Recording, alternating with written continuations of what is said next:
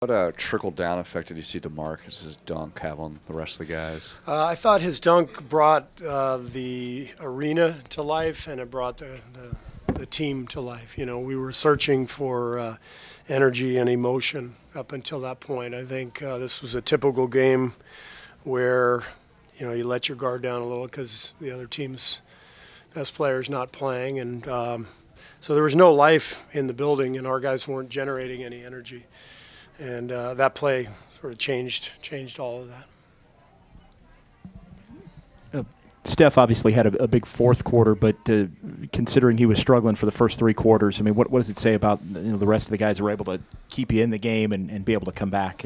Well, we got a lot of great players, obviously. I mean, we're healthy now. We've got lots of talent. We should always be able to withstand a tough night from one of our big scorers, and that's kind of been the formula here for the last few years.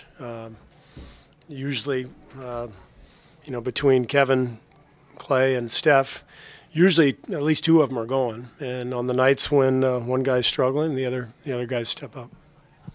Iggy time came early this year. Usually we see Iggy flourish towards the playoffs. What happened? I'm sorry, I didn't. Iggy played Andre. very well today. Yeah. Usually he makes a special effort towards the playoffs. So I was wondering, was that something planned or? Andre has had a tremendous season, and he's been playing like this. He had a tough game last game. I forget who we played, but it was Philadelphia. He had a tough game. But you look at the way he's played over the course of the year, this is not surprising. He's had a brilliant year. Looked like Draymond tweaked his ankle in the first half. Is kind of limited his minutes there in the second a little bit? Not really. It's we went with the usual rotation, taking him out mid fourth or mid third, and then when I took him out when he had his fifth foul, at that point I didn't want to bring him back in if I didn't have to, and we were able to keep the lead, so I did not, didn't bring him back. How closely are you monitoring this Nuggets? Very closely. Wolves I gotta get going. 40 seconds left. 1 point game. How many? 1 point game. 40 seconds left. Who's up? Denver's up 1.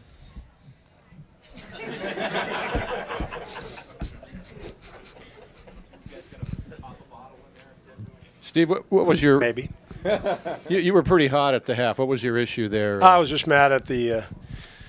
There was a play. I thought there was a travel at the end of the half, and you guys know me with travels. It's my own personal crusade that's never going to get anywhere. I'm just tired of all the travels that go on uncalled, but it's just the way it goes.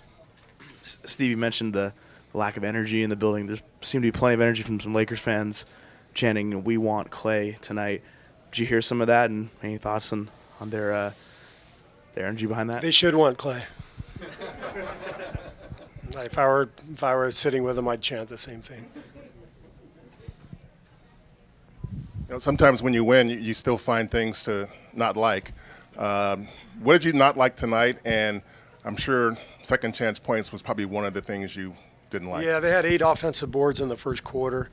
For most of the game, they had about a 10 possession advantage on us, and that's always kind of our mantra is if we can keep the possessions even, we feel like we're going to win just with our talent. And we've done a great job with our turnovers tonight. Again, only 10, but we gave up 13 offensive boards, and that hurt us. But we started to clean that up when we started to really catch fire in the late third. Anthony, update. 15 seconds left. Nuggets. There's just the score, Anthony. Come on. Oh, up 1. All right, thank you. Anybody else?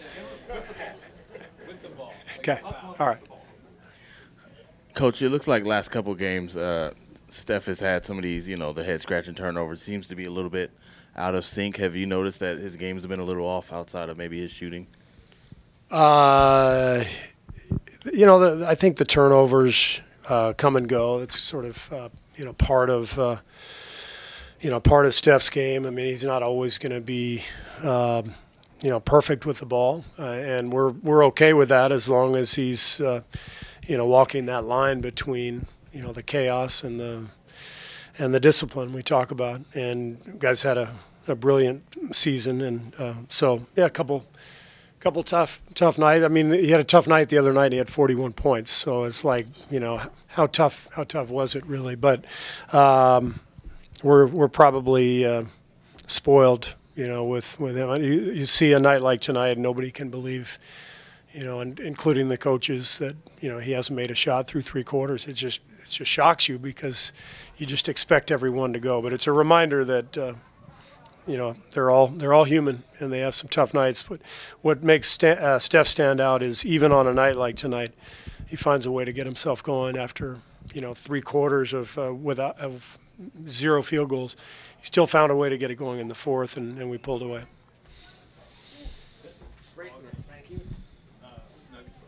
All right. Take care, guys.